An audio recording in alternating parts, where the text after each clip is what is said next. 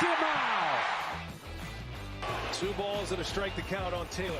Reyes fires, swinging a drive, deep left field. This is way back. Walk the walk. Chris Taylor. What's up, everybody? Welcome into DodgerHeads, presented by DodgerBlue.com. My name is Jeff Spiegel, joined today by Matt Moreno, and we are talking positional rankings coming from Buster Olney and ESPN. And today on the docket is second base, but full disclosure, Max Muncy is not on this list. This is Chris Taylor that will be discussed today because this list was published prior to Freddie Freeman coming over to the Dodgers. Max Muncy officially being moved, I guess officially in quotes, being moved to second base. But let's talk a little bit about Chris Taylor. Chris Taylor ranked number 8 among second basemen in all of Major League Baseball. That puts him behind Marcus Semien, Jose Altuve, Ozzie Albies, Lowe, India, Cronenworth, and Merrifield. I'll start with a simple question that we'll do throughout this series, Matt, which is overrated, underrated, properly rated. Where do you think Taylor belongs compared to where he actually landed? Yeah, I'll have to kind of expand the question because it's hard for me. When I think of Chris Taylor, second base isn't honestly the position that comes to mind. Yeah. And I think it would probably be left field or shortstop more so. Yeah. So if you want to talk about his overall value, just period, I think it's starting to get to the level of where it's just right. Going into the offseason and free agency, there were a lot of rumblings that, hey, Chris Taylor could be somebody that other teams really look to sign away because of how much he's meant to the Dodgers. So I think he's finally, gotten his due praise. Yeah. In terms of second base specifically, this feels about just right. He's obviously more than capable of playing the position, although I think, I saw stats since the Dodgers traded for Trey Turner last year. Chris Taylor only played like one inning at second base from that point on. So when you want to talk about second base specifically, it feels right. And, again, I just wouldn't put him there. That's kind of just the oddity. But I think a lot of these evaluators don't necessarily know where to put Chris Taylor. Totally. Everybody's got their list, and that's exactly right, is where do you put him?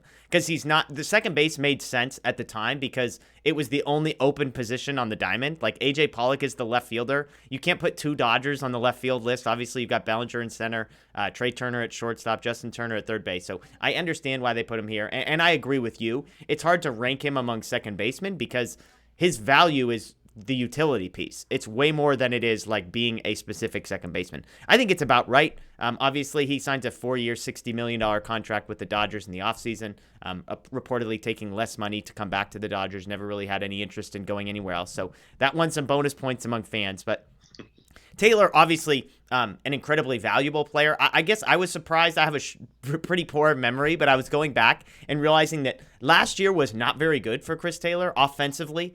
I looked at his StatCast stuff. He was 24th percentile in expected batting average, 29th percentile in exit velocity, 33rd percentile in hard hit, 9th percentile in strikeout rate, 8th percentile in whiff rate. Like one of the 10 worst in all of baseball at whiffing and striking out was surprising to me. Second half of last year is kind of where that came. His strikeout rate in the second half of last season was 33%. 1 out of every 3 at-bats, he was striking out.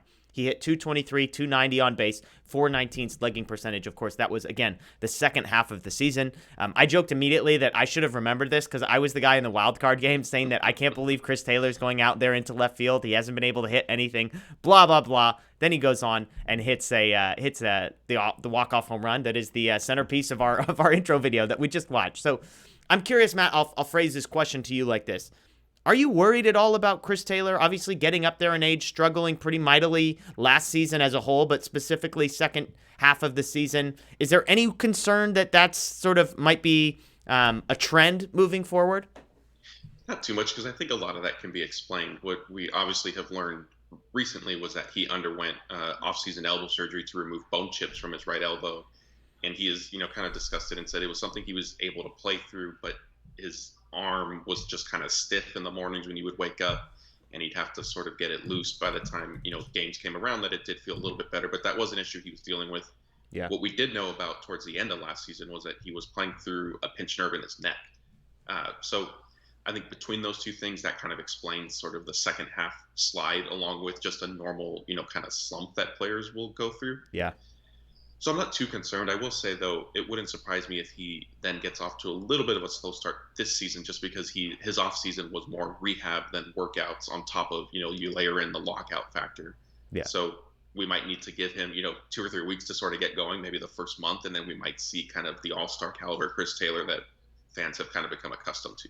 Yeah, and again, the utility piece makes it so much harder to quantify. I mean, if you look at his sort of weighted runs created plus, which again, 100 is league average, he's typically been 10 to 15 percentage points higher than league average. Obviously, he's had some. 2020, he was 130. 2017, he was 126. But beyond that, he's sitting right around 113, 110.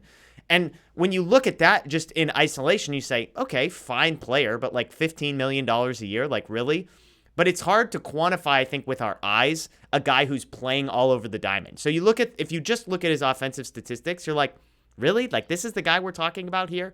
And yet when you add in everything, not to mention the style of play, the way he attacks at bats, all that kind of thing. I think the Dodgers obviously thrilled to have Chris Taylor back. They love what he brings. And honestly, I think you can say this. Chris Taylor is the reason the Dodgers could go out and get somebody like Freddie Freeman, because the fact that they have someone who can competently play so many different positions does not lock them in. If Chris Taylor was only a second baseman and could not play left field, Freddie Freeman probably not signing with the Dodgers because they need somewhere to put Max Muncy. The fact that Taylor gives them flexibility to be the backup left fielder, shortstop, third baseman, second baseman, and ability to play DH and be competent there, I think is what makes it possible. So kudos to Chris Taylor. Obviously made an all-star team last year for the first time, but well-deserved, I think. And I'm with you. I think number 8 on the list of second basemen is probably fair. So let us know what you guys think below. Does Taylor belong higher on this list, lower on this list? And maybe more importantly, do you agree with Matt and I that we would have put him on the left field list more than the second base list? As always, we appreciate you watching. Check us out at DodgerBlue.com, DodgerBlue1958 on social media, and of course, subscribe, ring the notification bell here as well. That's Matt. I'm Jeff. We appreciate you. We'll see you next time.